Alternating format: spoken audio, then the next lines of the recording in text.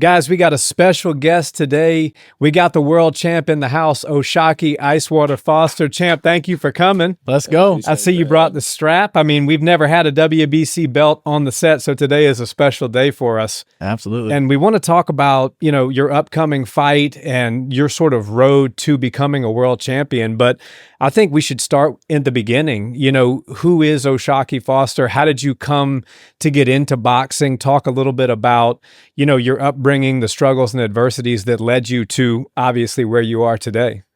For sure.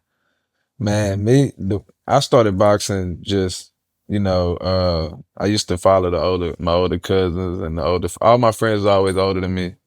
Just follow them to the gym, honestly. It wasn't really anything crazy of how I found the gym. Yeah. I just followed my cousins on bikes to the gym, but I got kicked out like the first couple times I went just being bad in the gym. Yeah. But I kept going back. So he threw me in the ring, my coach threw me in the ring, and I sparred the older guys and I just went at them. There wasn't no fear in me. And soon enough, we all had our first fight out here in Houston at Savannah at the same time. And I was the only one that won that day. So it was just like, I was like, stay with it.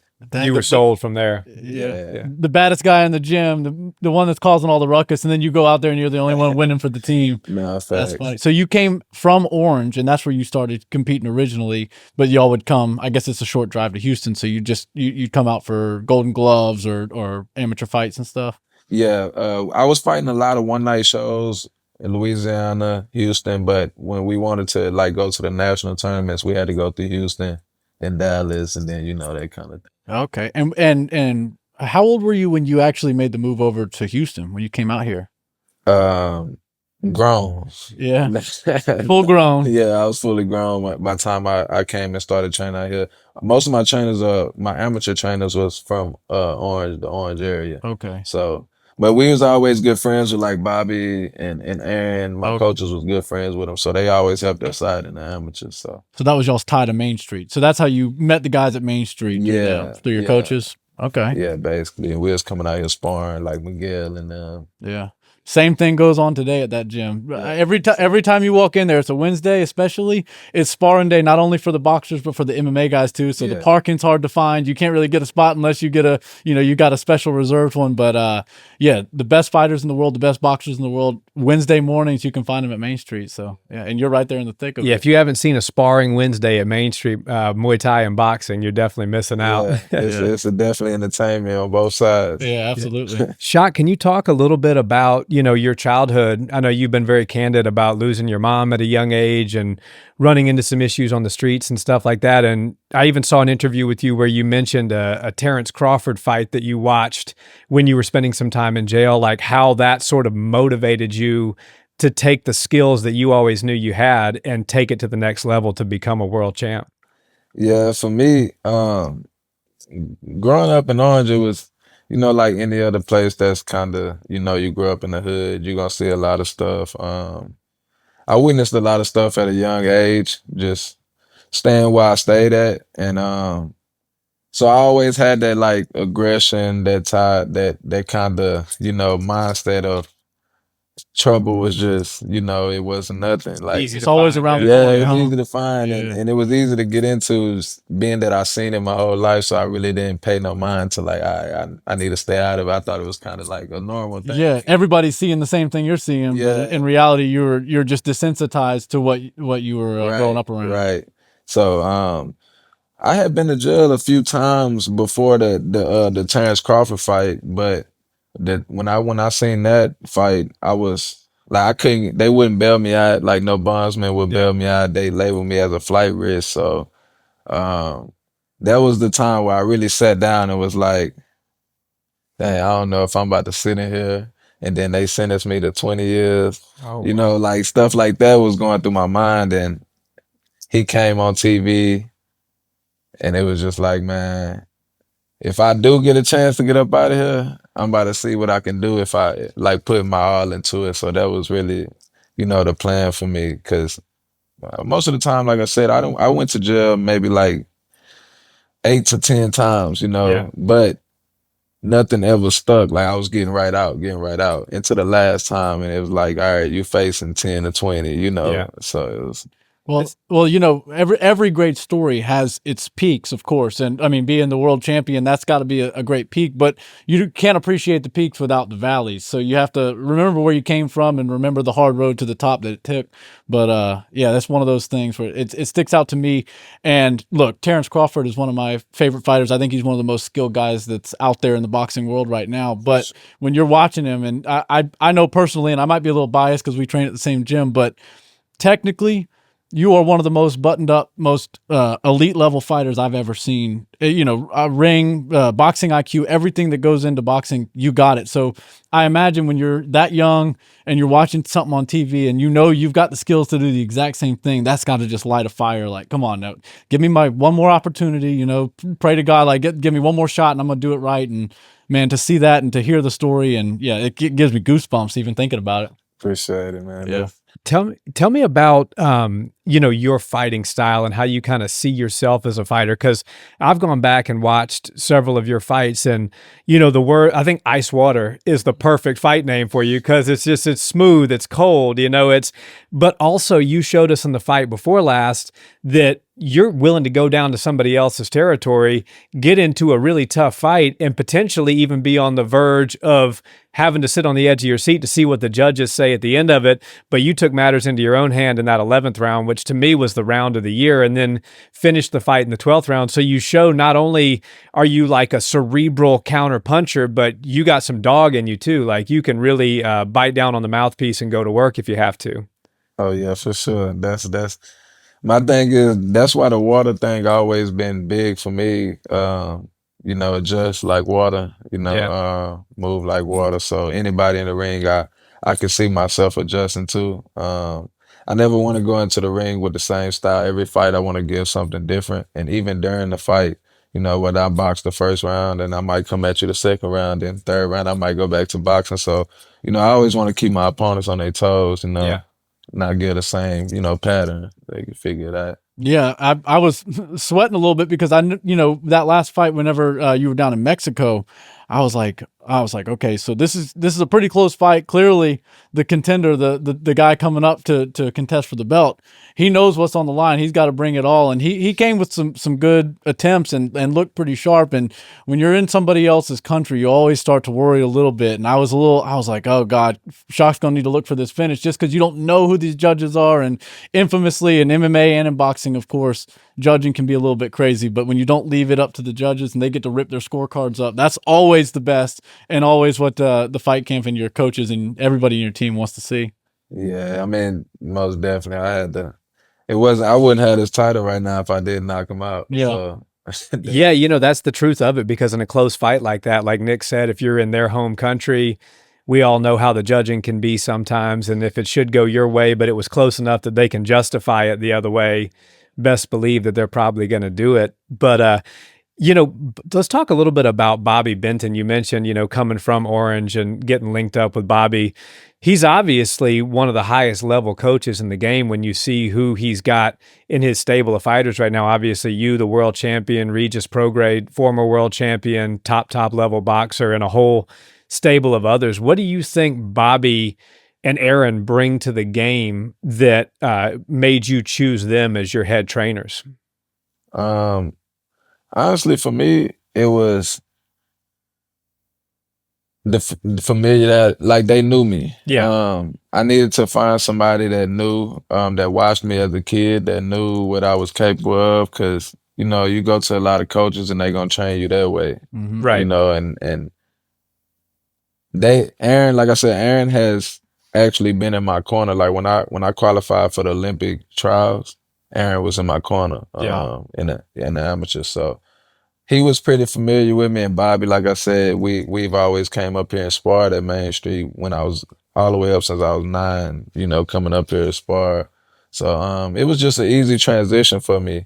And, Bobby got a great mind, Aaron got a great mind, and now we got Dwight, and he fought Chavez, Yeah. and stuff like that. So he come in and he bring a different element to it. So it's great. Yeah, I've seen, so many people come out of Main Street, and there's tons of great boxers currently there, and then people that have just done their camps there.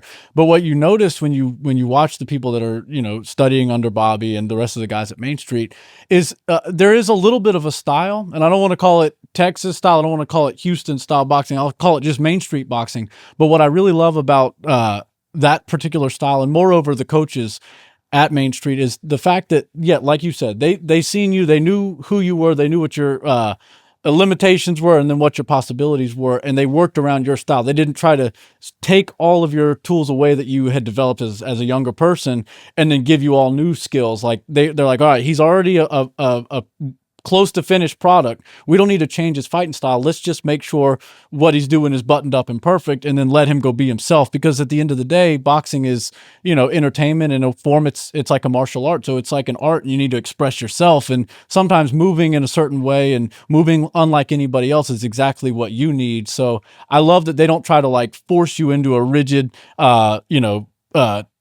mold. Well, even like Regis Prograis, also world champion, also Right. under Bobby Benton from the same gym. I would say that the two of y'all have different styles, but Bobby's able to put his own touch on each one of your games to bring it to the highest level. So I think, to me, like you said, it's the perfect way of describing it. Like some coaches, you go there and this person trained with that coach because all their fighters fight Right, that exactly way, the same way. But with Bobby, he's able to bring out what's best in you, and then take Regis and bring out what's best in him.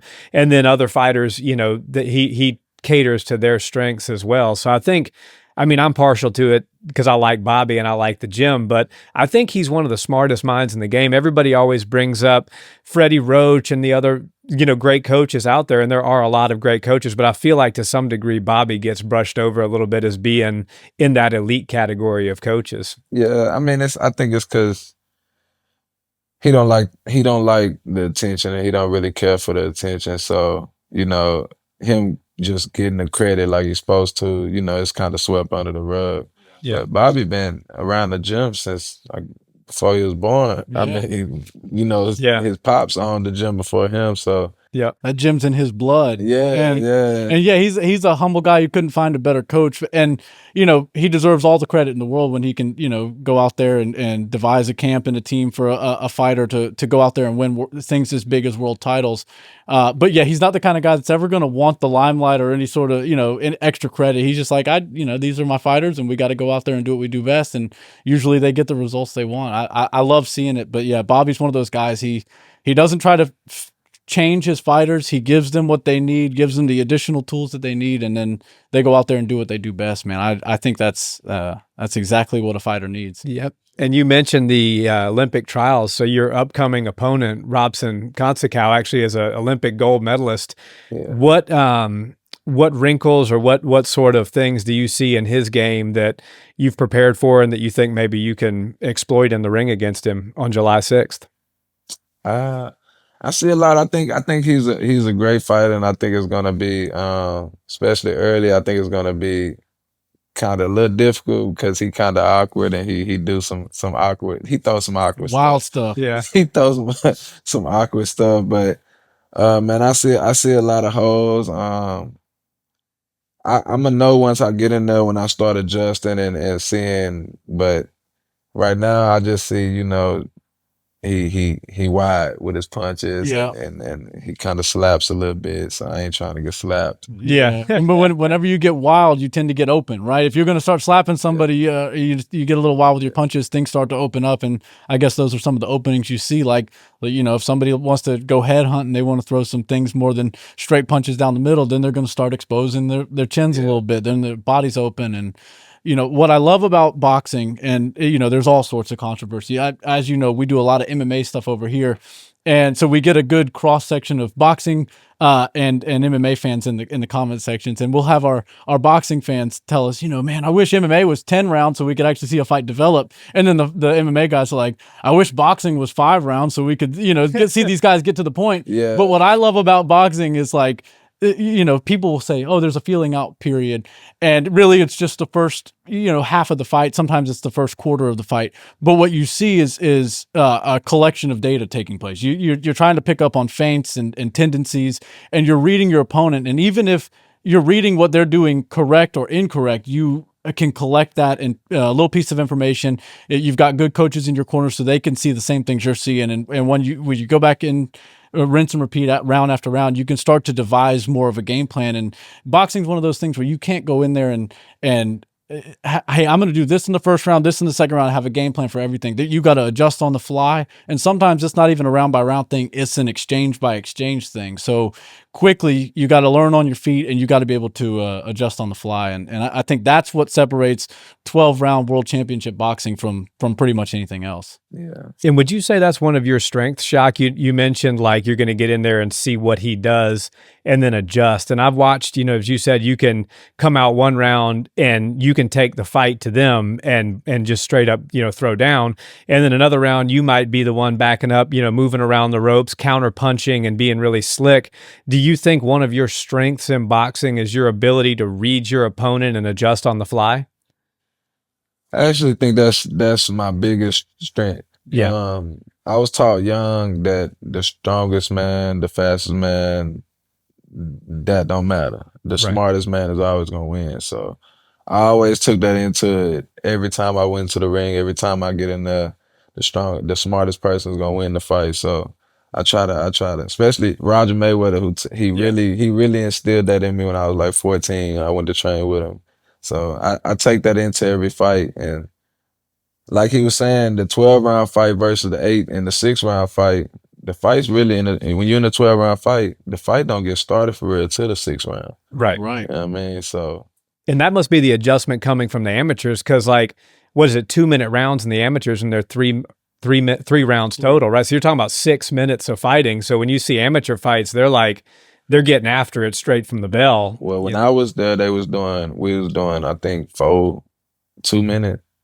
Yeah. Okay. So now they minutes, do 3 minutes, I think. Three threes. So you got to get straight to the point. And, in pro boxing, I think that's kind of what a lot of people adjust and learn, is that if you come out with the type of speed that you do in the amateurs, and then you go into a 12-round fight, you're going to be gassed, halfway through. So right. Well, and the fighting style, right?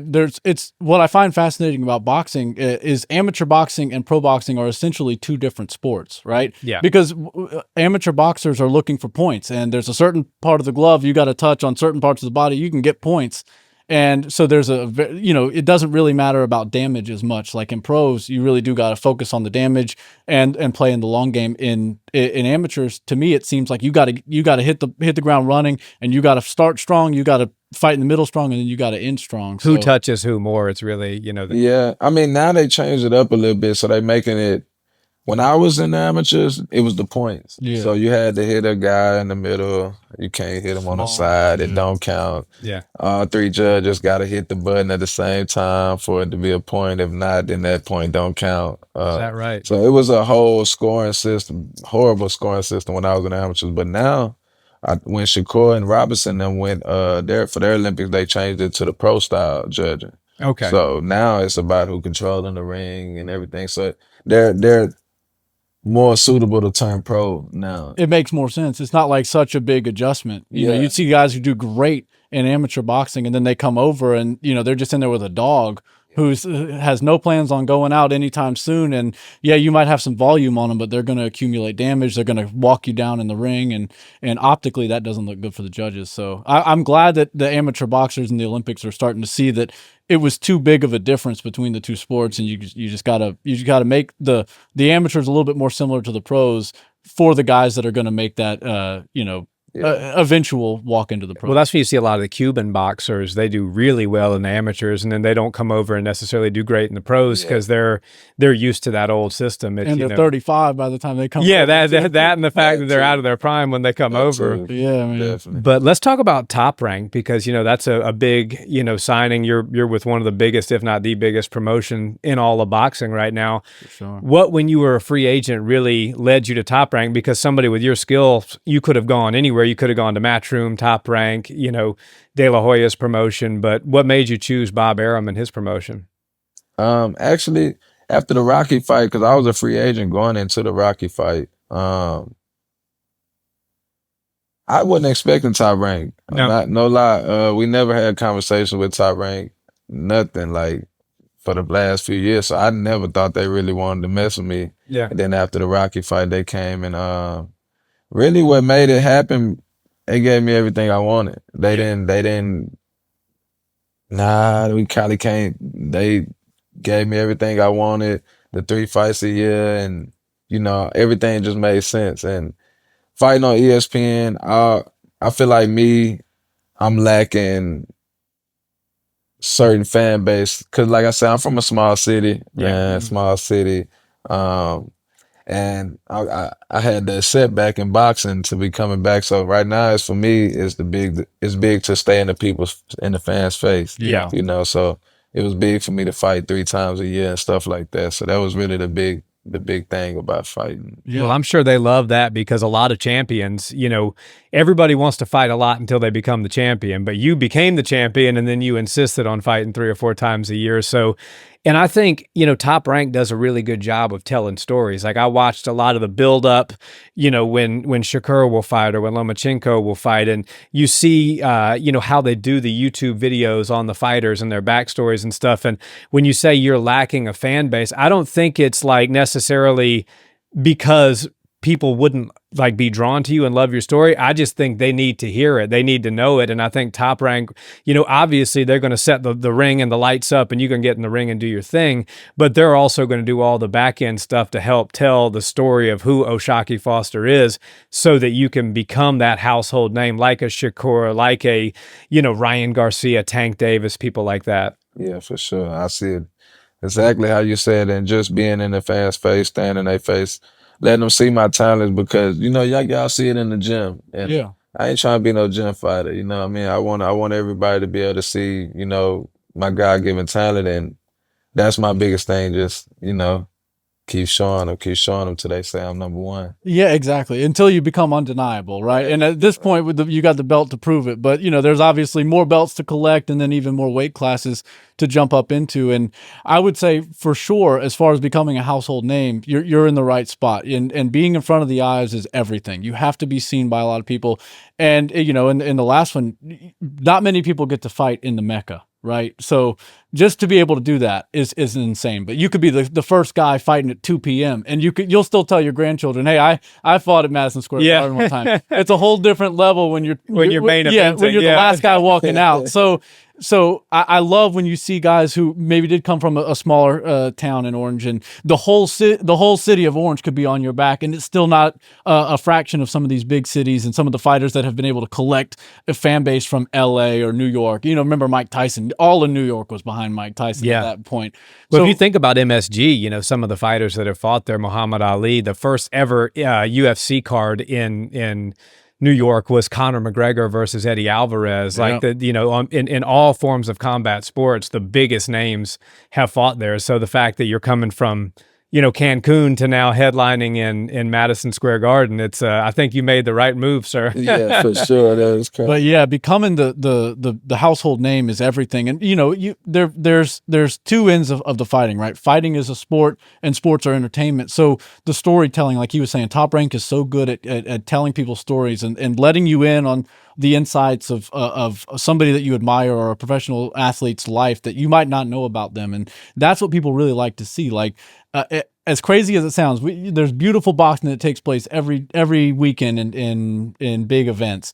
But that same boxing, like you said, it takes place in the gym too. There's tons of gym fighters who never got their story heard or anything. So when you can have somebody who's not only able to capture that in the gym, but then they can take it and present it on the world stage, that's something really special. And I think obviously Top Rank sees that and they're like, look, he's going to keep doing what he's doing. He's going to keep winning. He's going to keep coming out there and showcasing the highest level of boxing that the world currently has to offer.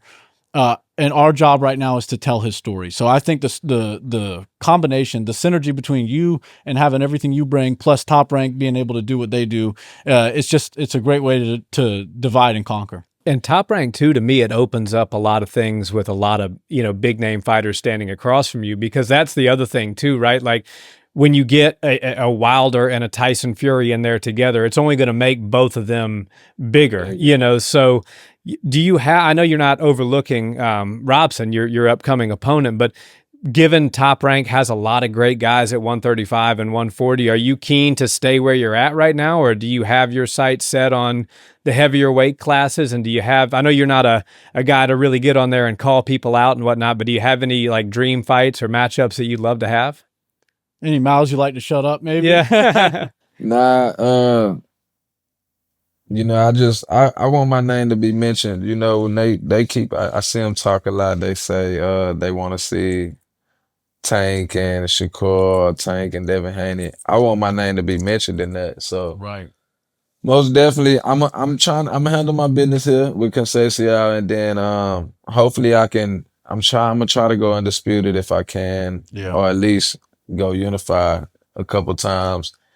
And I'm most definitely moving up to make some more noise. Yeah, it's one of those things because 130, I mean, if you look at boxing 3, 4, 5 years ago, all the names, some of them that you just named, it was Tank and Lomachenko and Shakur. And they all sort of moved up. I guess maybe it's weight cuts, maybe whatever it might be. They decided to go to 135, and then even some of them are venturing into 140. Yeah. So, now you're in the spot. You have the belt that they all wanted just a couple of years ago, and now they've kind of jumped ship and they've moved up a division. So it's your job to clear out this division, and then once you're done at 130 and you decide, hey, you know what, it's kind of hard to keep making this weight over and over and over again. Maybe you start to make the weight cuts a little bit easier on yourself, but there's a lot of reward with that because you've already got the legacy from fighting the top opposition and the mandatory fights and stuff. But at the end of the day, like you were saying, when you want to become that household name, sometimes the general public, the casuals, as we call them, the casual fan doesn't know all the ins and outs, but they've heard of that guy Gervonta, or they've heard of that guy Ryan Garcia, and if you can get your name attached to them, there's good things that can happen to it. And obviously, we can get into that on another episode of the podcast when you line up one of those fights. But stylistically, in my opinion, you match up with all those guys really well. And I think everybody at 130 is on notice with you having the belt. And I don't really see a whole lot of guys at 130, even the top dogs, really wanting to take a crack at your belt until they know they're damn sure ready and buttoned up and as healthy as they can be. And in the meanwhile, you run your division and then see what's happening up there with the guys that are making all the noise right now, like Ryan Garcia. Yeah, for sure. I'm definitely gonna be right behind them going up there to 35 and 40. Yeah. Just finish handling my business a little bit at 130 and I'll be there. Yeah. Yeah. Heck yeah, man. Well, Shock, thank you so much for joining us, man. Do you have anything you want to let the fans know? Or so July 6th, Newark, New Jersey, ESPN, right? Yeah. July 6th, ESPN, New Jersey at the Prudential Center. It's gonna be a great night of fights. Y'all just watch out, keep looking out for me. I'm going to make the most noise as I can, and we're going to be on top soon. And look, guys, he's not going to tell you himself. This is truly one of the highest level boxers on the entire planet. He is must-see TV. If you haven't watched him fight already, you're missing out. But if you have seen him fight, you know exactly what I'm talking about. Like, obviously, we're grateful to have you here, Shock. We're grateful that you live in the city. We get to train in the same gym every day. So I see this guy every single day. He's in there putting in the work. And to see what a champion does every day to become champ, it's inspiring for me. It's inspiring from everybody in the gym. And July 6th can't come soon enough. Get yourself another finish. Maybe a little bit earlier this time so you don't make me sweat at the end of my Don't make us sweat in the 12th round. I'm 30 minutes into the fight and you got me sweating bullets. So, no, but do what you got to do to get this man out of here. And then we got this same spot for you to talk about the fight after you get the victory, man. I don't think I could have said it better. Guys, thank you all so much. Make sure you show Shock some love. Follow him on Instagram, and make sure you check out his fight July 6th. We'll see you next time. Hey, Chris is going to put all the links down, so follow him. It'll be in the description, but also we'll pop it up right here. So go follow this man on social. He's putting out good stuff all the time. Thank you, Shock. Yeah. Oh, man, appreciate y'all.